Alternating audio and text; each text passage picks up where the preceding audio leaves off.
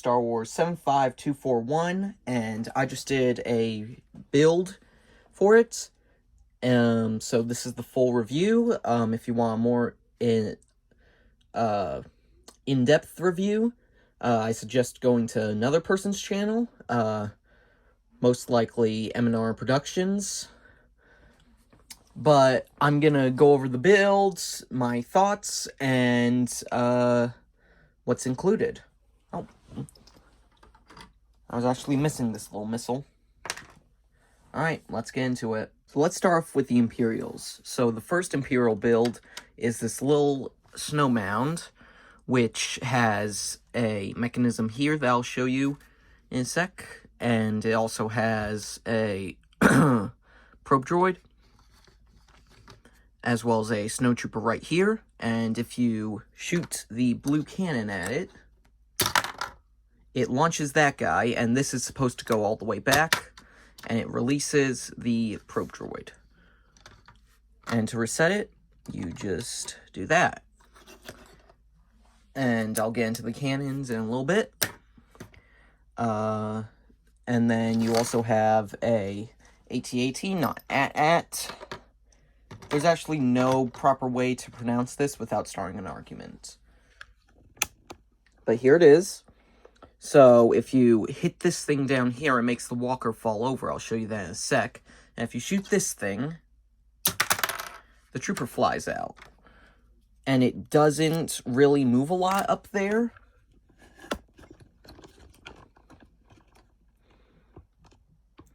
It doesn't really move a lot when you push it. You can see that little back flap just pop up a little bit. But with enough energy, that cannon, you can make this guy fly over the place. So now I'm going to shoot the bottom. So what it's doing now is it's shooting this little thing, which has enough mobility to slide, and when you shoot it, this little propulsion mechanism hits this thing, and it flies out from underneath the legs of the walker, and the walker falls, just like in the movie. And then this guy also goes flying, so I'm going to show you guys that again. Just gotta reset it.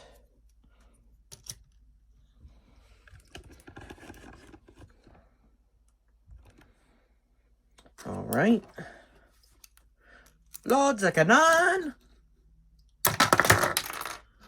So once the walker goes forward, this guy flies off, so you can either take down the walker in 2 hits or in 1. But let's be honest, it's more fun to just hit it right here, and then the trooper fly out, and the walker fall down. So, this is a mini version of the walker. It has a clip here for the blaster. See if I can put that back in. And almost there, almost there. Darn it. Got it. So that just clips in there, and then this is the little seat, and once you push this, it slightly moves that little chair seat. I'm just gonna remove the blaster. So that just hits the little seat enough to make it fly out, and then the neck is easy to move. So once you hit it out from under it, it'll just go like that, and the neck will also pop up, just like from the movie. And these little legs are very flimsy, which is why, because of this, it's sloped on one side and it's flat on the other. So what ends up happening is the legs start to collapse, but this thing catches it. So once you shoot it, if you shoot that thing out, that is allowing the legs to collapse and the head to move forward and the trooper to fly out. This walker is very small compared to the other AT-ATs that I have. Give me a sec. I'm actually going to zoom out so you can see them. Alright, give me a sec.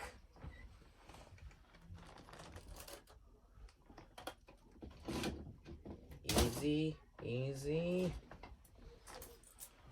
Hold on, I have to take the ATM6 out first. ATM6. I should just add the ATM6 first. Alright, so there's it compared to the ATM6, and I know the head is kind of screwed up, but it's about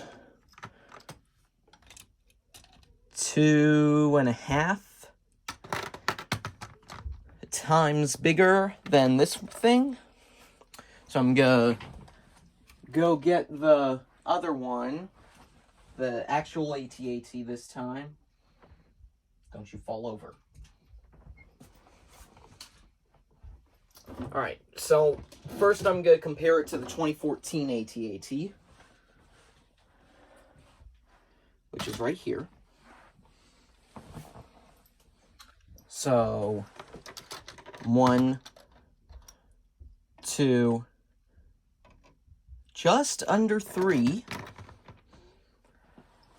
And then the 2020 AT-AT. I do not have the 2021 UCS AT-AT. I'm saying AT-AT a lot. AT-AT, AT-AT, AT. 1, 2, 3. Exactly. So this thing is really small.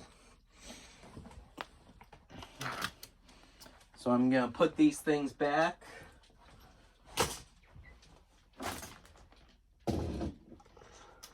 Uno,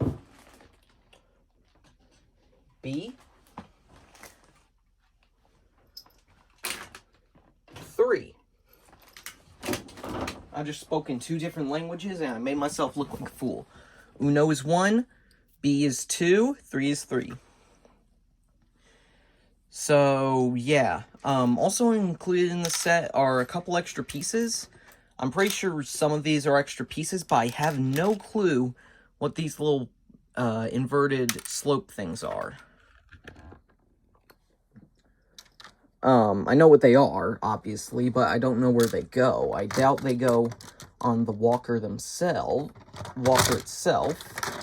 I'm gonna have to double check my instruction manual. So give me a sec.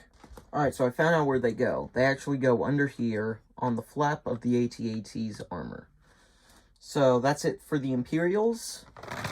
I'm gonna review the Stormtroopers, Snow Troopers I mean, later when I do the main figures, but now on to the Rebels. They only have one thing, which is not as cool as the Imperials, but hey, let's be honest, they were never really cooler than the Imperials anyways. So over here you have a turret, and I'm gonna show you the mechanism. If I can, there we go. So if you shoot this little thing goes back and launches the Imperial, the Rebel Trooper, really, really far, because that is very flimsy. So I'm going to show that to you now. So essentially the missile hits it, pushes it, launches the Rebel Trooper, and out comes the Rebel Trooper. So if you shoot this little thing, it's the most simple one out of all of them. If you shoot it, it pushes a little pin back here. So it pushes it back and makes the Rebel Trooper fly out. Alright, now on to the door. The door actually does 2 things. It falls down and it knocks this guy down. So you can actually see on the back side that they're connected right here. So what happens is it knocks the wall down, and it also knocks down the turret. The little turret thingy.